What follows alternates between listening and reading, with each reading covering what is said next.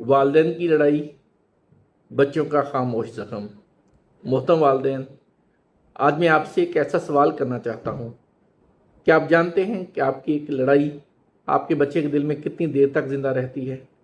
आप चंद लम्हों के गुस्से में बात करते हैं, लेकिन वो लम्हे आपके बच्चे की पूरी शख्सियत पर नक्श हो जाते हैं।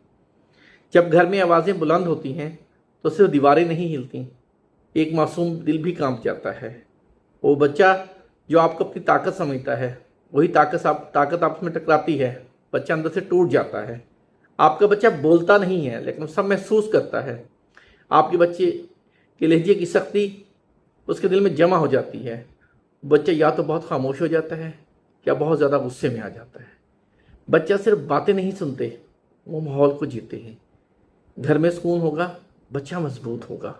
घर में जंग होगी, बच्चा कमज़ोर हो जाता है।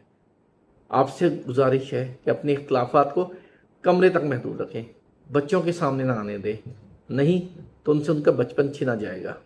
अपने घरों को मैदान जंग ना बनाएं, मोहब्बत का गहवारा बनाएं। अपने इख्तलाफात को बच्चों के सामने ना लेके आएं, उन्हें सुकून दें।